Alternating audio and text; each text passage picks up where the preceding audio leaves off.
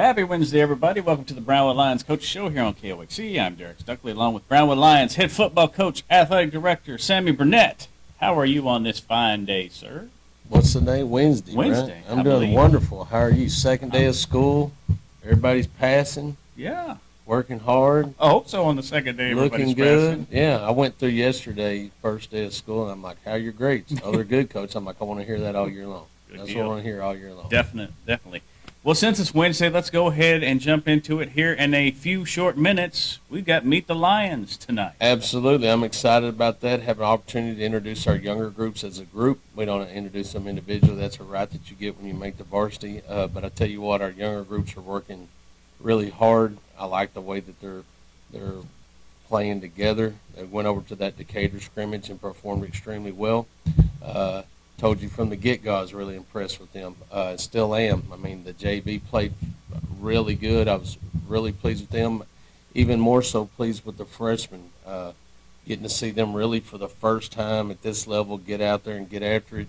And I was pleased with what I saw. So a lot of fighting those guys and a lot of team support. So they'll get introduced first for us, and then, of course, we'll bring those varsity guys out and get them introduced individually so that their parents can see them and take pictures of them. Of course, we'll introduce our other sports as well and cheerleaders and things like that. So it's going to be a good night.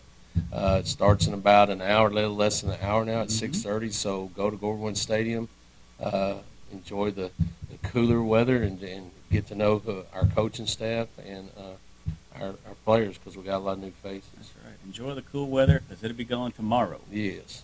Speaking of tomorrow, we've got another scrimmage against Lampasas. Mm-hmm. I guess let's kind of start overall. What's the format of the scrimmage going to be? Well, it'll be different because we're trying to get towards, next Friday we kick off in Abilene against Wiley. So we'll do 2 series on the varsity.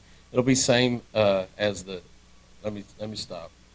Sub-varsity starts at 5 o'clock. They'll go on the north and south end like we always do. They'll be on a clock.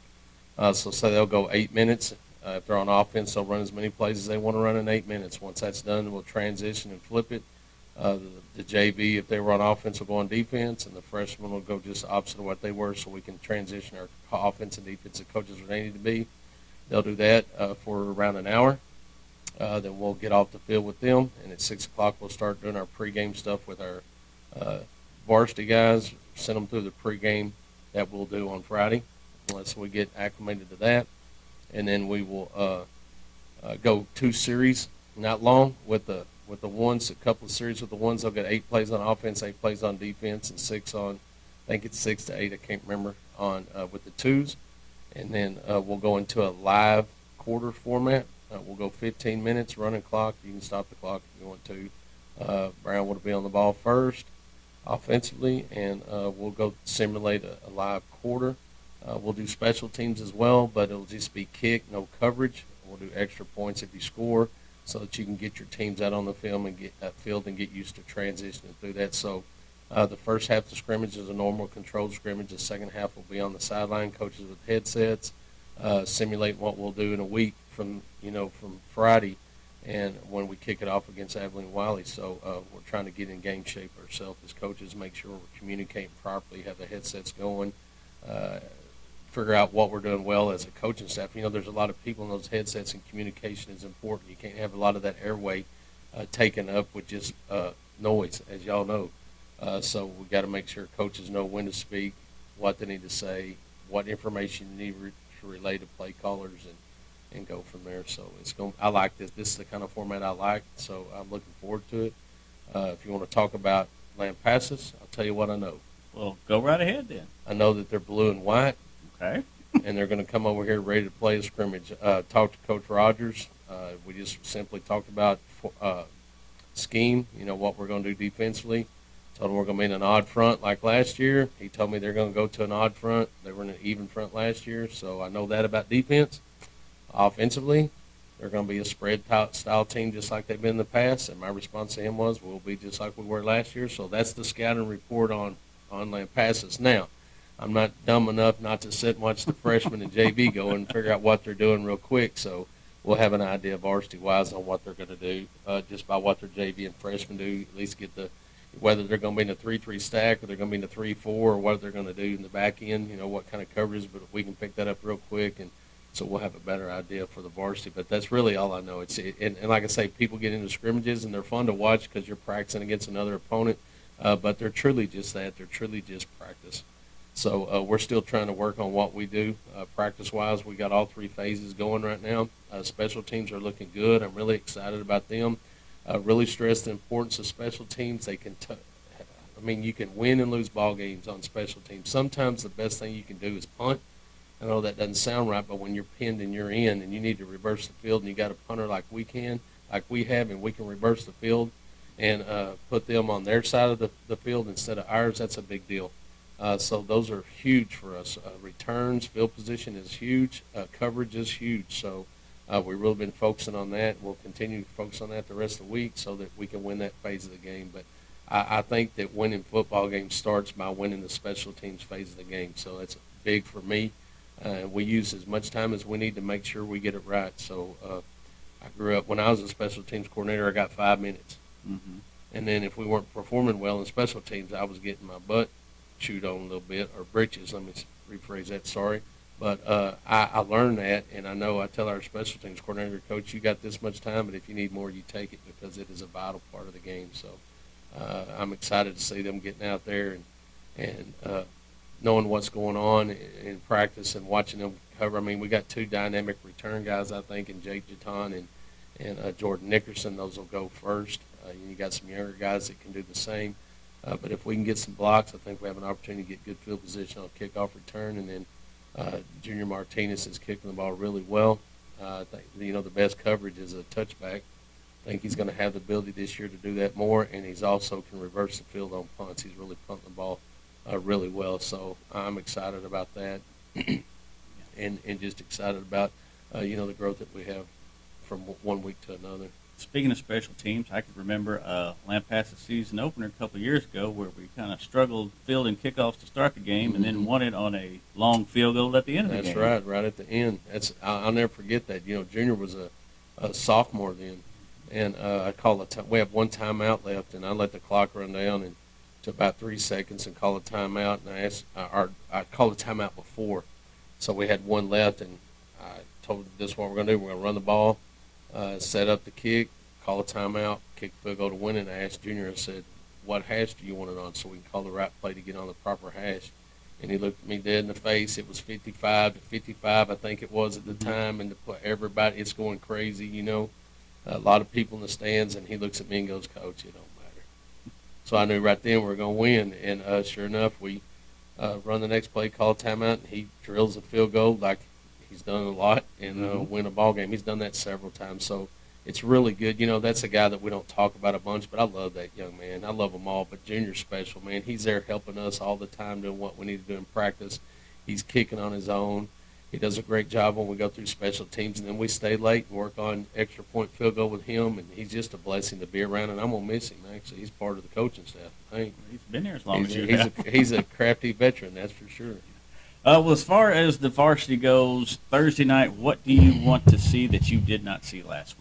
I think we did a good job defensively. The format that we're going to use personnel-wise is we're going to put some guys in there, give them starts, and see if they can play. I got to get them on film because really Saturday's the last day I can evaluate them to determine what level they need to be at. So I'm going to do that. I really want to stress yesterday in coaches' meetings how much we need to get those kids in film. I want to see them go against their best.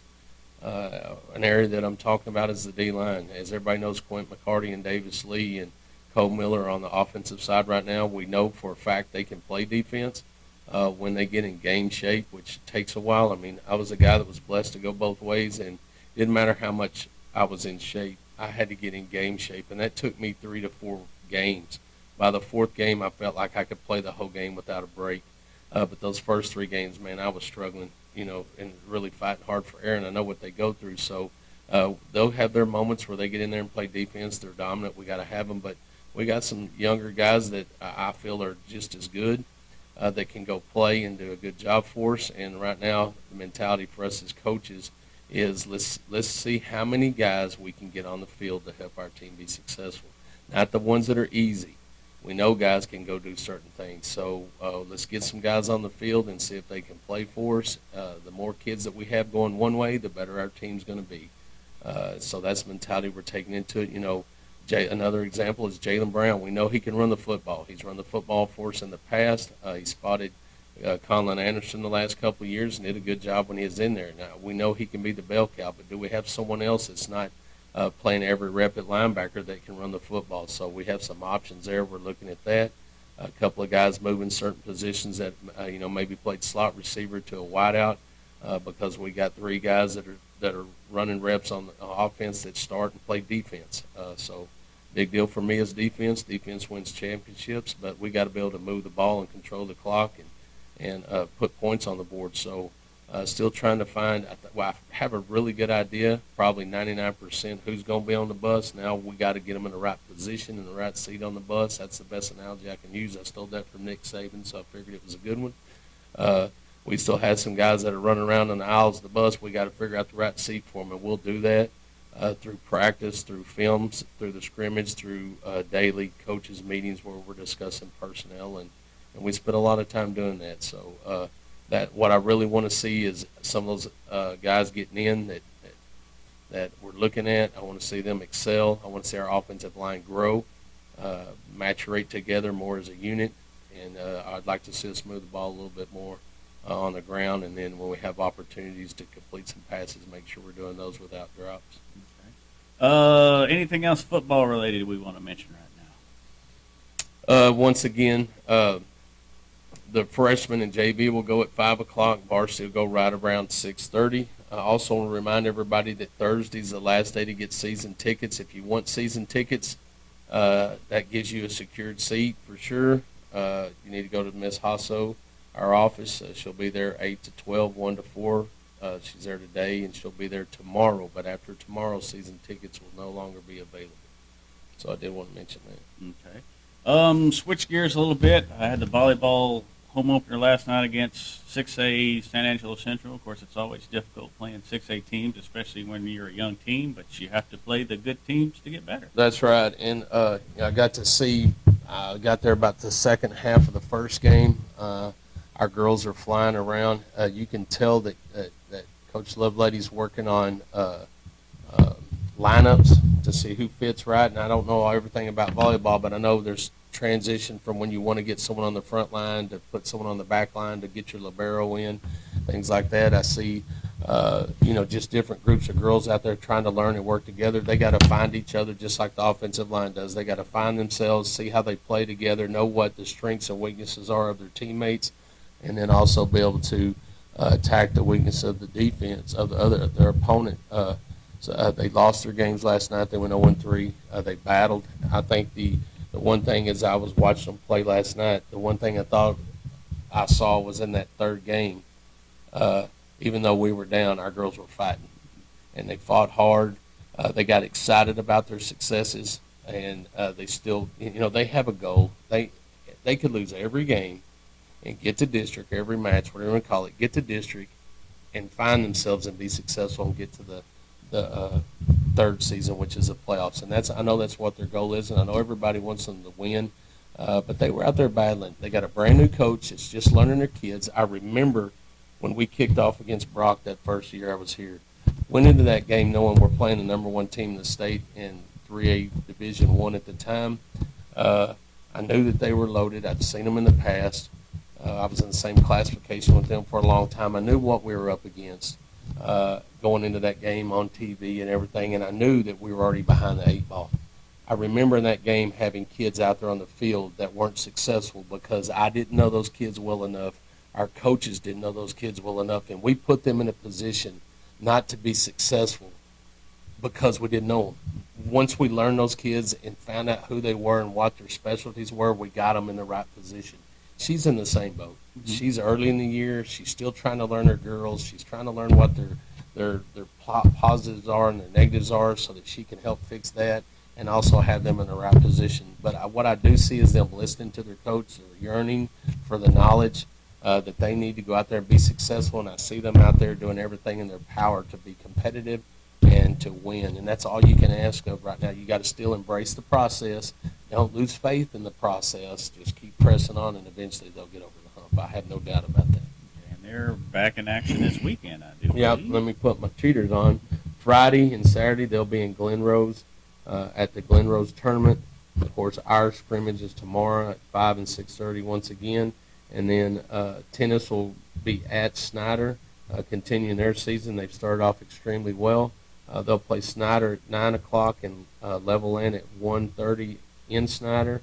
And I'm excited about our cross country team kicking off. They're going to what's it called, the Warpath Invitational, old Jim Ned Indians. So I'm really excited about Coach Lipsy and Coach Parker going over there and getting an idea of what their teams are going to be like and going out there and competing. I know that they're starving to go compete because they've been running and running and running and running. I know they're excited about going to Jim Ned on Saturday and competing against other opponents. So I'm really excited for them because they sure have been working hard. Yeah. All right, another busy weekend of action coming up. Anything else you want to mention? Yeah, I do want to mention something. This morning I went introduced myself to the 7th grade and got out there with practice with them. Well, I headed over a little after 8 to get my stuff done. Started at the high school and getting ready for the day. And as I'm driving by, it's probably 8:05. I look out there and the band's out there getting after it.